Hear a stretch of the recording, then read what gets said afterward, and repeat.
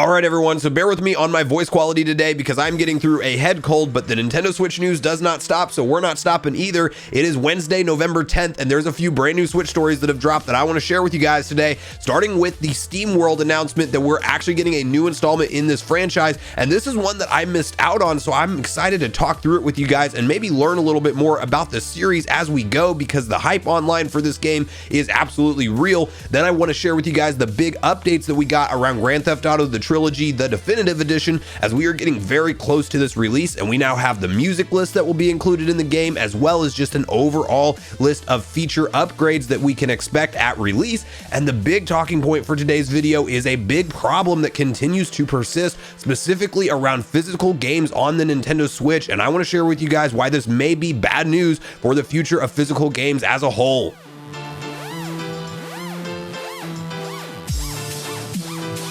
What's up, Nation? If it's your first time on the channel, make sure you join Sunbro Nation by subscribing below, hit the like button on this video if you enjoy it today, and make sure you turn on your bell notification icon so you're kept up to date with all the newest gaming news. Now, as I mentioned, guys, we're covering a few different stories today, and I want to start it off with the announcement of a new SteamWorld installment, as there was a surprise event today that was hosted by Mark Hamill. I don't think it got a ton of media coverage as far as like it being a very anticipated event because it just popped up out of nowhere while I was doing the research for today's news, but there was a big show closer that was announced that got a ton of people talking on Twitter and different social media platforms, and that is the fact that SteamWorld is getting a new installment, and it is called SteamWorld HeadHunter, and there is a big fan base behind these games, which makes me wonder what I've missed out on so far, because there has been multiple installments that have been released on both the Switch and even the DS line of consoles. So to start off the conversation, I want to quickly hop over to Nintendo Everything, where of course they detail a couple things that have been said about this brand new installment by the name of SteamWorld HeadHunter that will be making its way to the Nintendo Switch.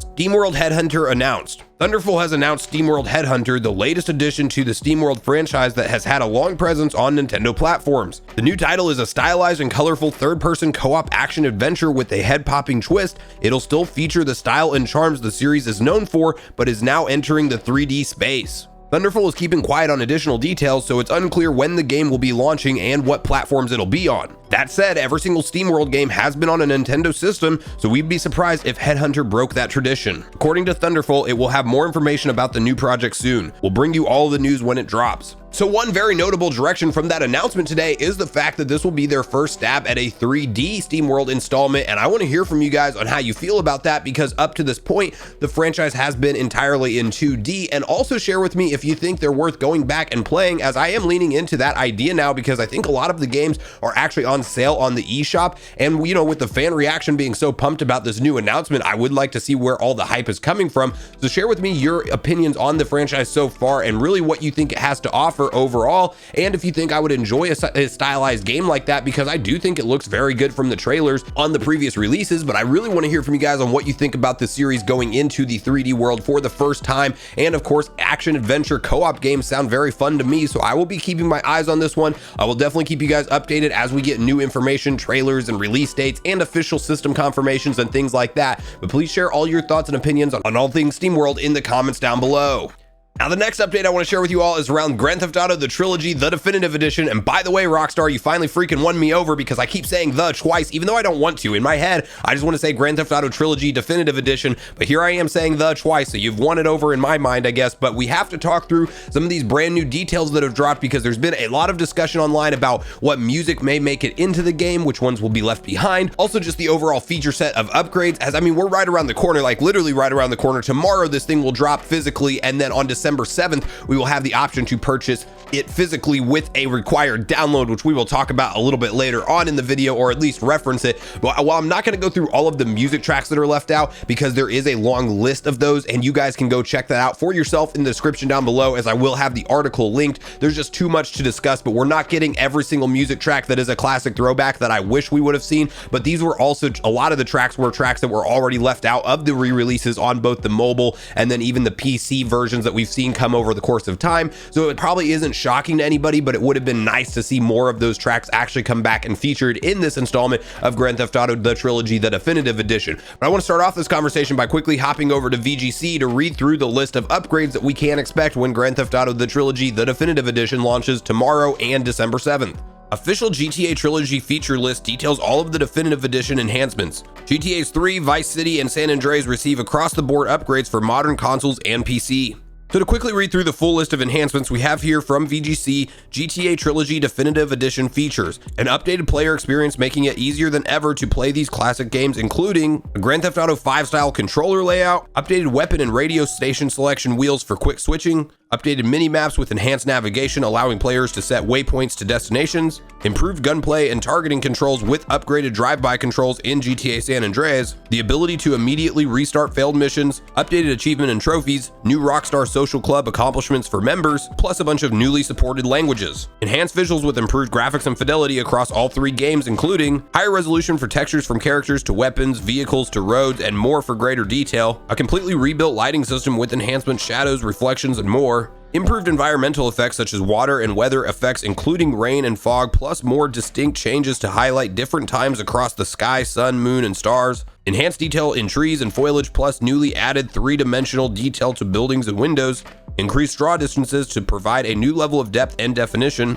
plus platform-specific features including 4K resolution support with up to 60 FPS performance for PlayStation 5 and Xbox Series X systems, NVIDIA DLSS support for PC, touchscreen and camera zooming, pans and menu selections, as well as gyro aiming for the Nintendo Switch. So with reading all those enhancements, I'm absolutely excited to play through these games again. Definitely Vice City first, San Andreas second will be how I play them, and I may hop into Grand Theft Auto 3 at some point. But the one thing that is kind of interesting to me, the kind of takeaway point from that VGC article, is we do not get confirmation of what resolution and frame rate the Nintendo Switch version runs at, and that's really what I want to hear at this point. So I don't know if that information is out there anywhere online. I definitely haven't seen it in my own research, but I'm hoping for a 1080p 60 experience docked, but I don't believe we have that confirmed right now. And if it does run at 30 FPS, that will be unfortunately a downgrade, as I really want this game on the Nintendo Switch just for the portable play aspect, and I can totally see myself being out and about, traveling somewhere, or watching something on TV and just multitasking and playing Grand Theft Auto Trilogy at the same time. So I want to hear from you guys in the comments down below if you're planning on picking up this game tomorrow digitally, or if you were waiting for the December 7th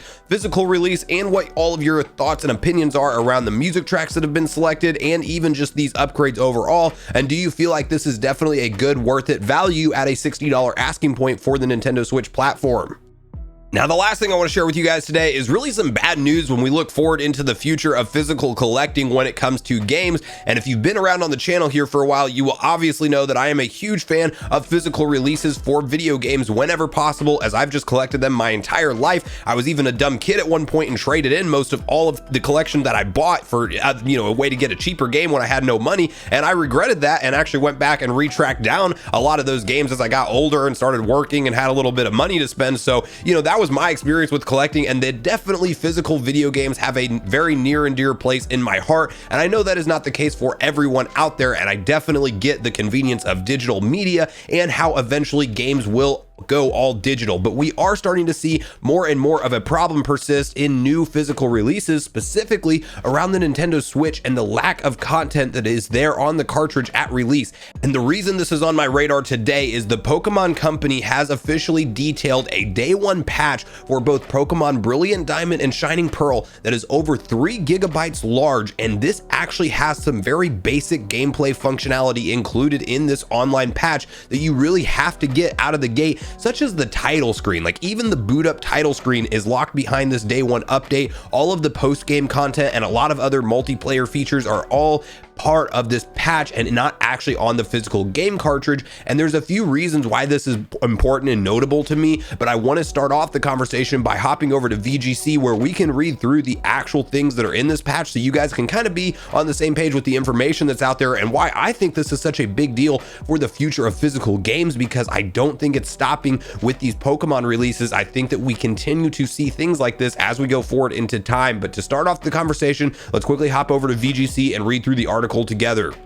Pokemon Brilliant Diamond and Shining Pearl gets a 3 gigabyte day one update and new trailer. Version 1.1.0 arrives a week ahead of the game's official release date after the title's leaked. Nintendo has detailed a 3GB day one update for Pokemon Brilliant Diamond and Shining Pearl. Among other features, the version 1.1.0 update releasing on November 11th will add several animated scenes and movies, including the title's opening and ending movies. While the Switch's title's official release date is November 19th, Brilliant Diamond and Shining Pearl leaked earlier this month, and Switch users are already live streaming the remakes. The version 1.1.0 update, see full patch notes below, also adds communication features in the Grand Underground and Super Contest shows, lets players receive special items via mystery gift, and enables users to visit Romana's Park, which is a feature in the new trailer above, after entering the Hall of Fame. The Pokemon Company has also said that at launch, only 2 players will be able to battle and trade Pokemon in the Union Room. A future software update will allow for additional players. Communication functions added for the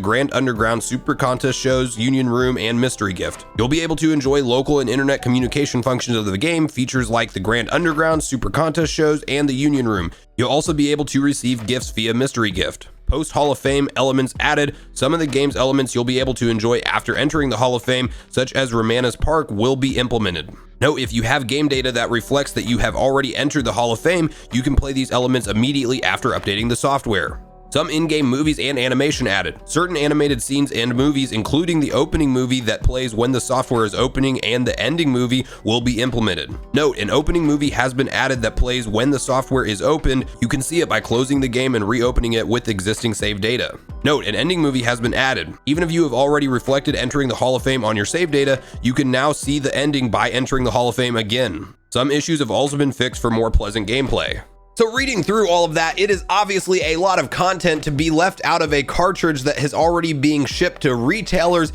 and that you have to go in and do a 3GB download, which by the way is not a ton of data, but for some people without the best internet speeds, or if you play mobilely on the go, that could be an issue. And there is just too much game breaking content left behind that day one update, or maybe not game breaking, but at least you're not going to enjoy the game fully like what it really has to offer without that update. And you have to think about the overall impact that choices like this have as time goes along, because you know, when I was around growing up playing video games, especially on the N64, GameCube, and Wii era, you did not release an unfinished game. I mean, once the game shipped, that needed to be the entire game. On the Wii, they had a couple like really off the wall bugs that would pop up that you could do some weird hoops to jump through to actually get an update downloaded to the game, but for the most part you could always expect a polished finished product. And what I don't like to see is the fact that a lot of these games are getting shipped out in an unfinished state, and then the developers are simply putting out large patches to go ahead and enable the rest of the content for the game. And this is clearly a decision. Now, I absolutely have respect for developers and them trying to meet timelines and deadlines and things like that,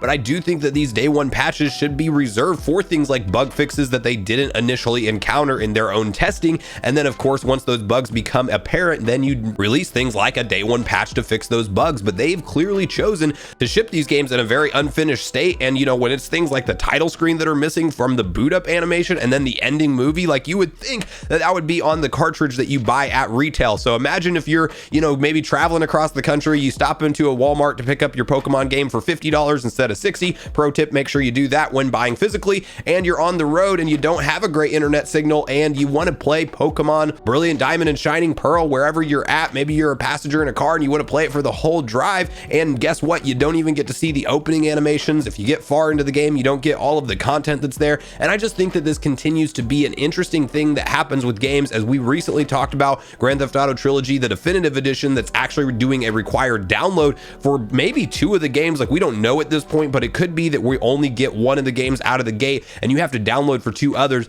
Somebody in the comments the other day reminded me that Spyro Trilogy actually had that same exact thing on the Switch, and I think that this is just coming down to more of a lackluster approach to physical releases from developers as a whole. Like, obviously the developers, Nintendo, and everybody involved makes more money when it goes straight from the eShop, because you have no retailer middleman taking their cut, and it's a little bit easier for them just to wait until the release date to upload all of the files to the server, because of course you have to download it at the release date and it is locked behind that time. And if they're looking at profit margins, that they know they have a large game and they don't want to spend the extra for a larger Nintendo Switch cartridge, then they just choose not to do that simply. And it's just a frustrating thing for me to see happen as a physical collector, because even though we are ultimately walking forward to an all digital future, I definitely want to see more love and care for the physical cartridges while they are here, and not just treat them like an afterthought, like they have to ship them out to stores, because that's still where a portion of their sales come from. So at this point in the video, guys, I really want to hear your thoughts and opinions on what you think about this situation with Pokemon Brilliant Diamond and Shining Pearl, and even the required downloads for GTA Trilogy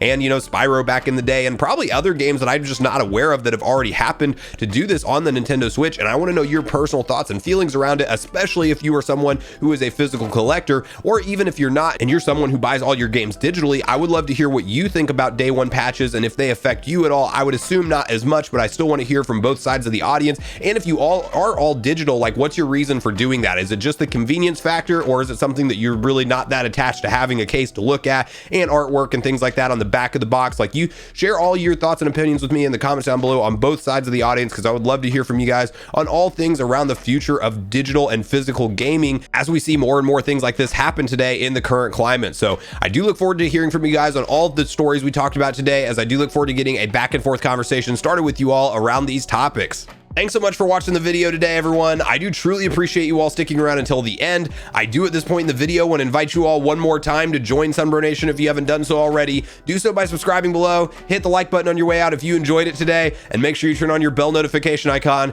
so you're kept up to date with all the newest gaming news. That's going to do it for me, guys. I hope you all have a great day. Sunbro Nation, out.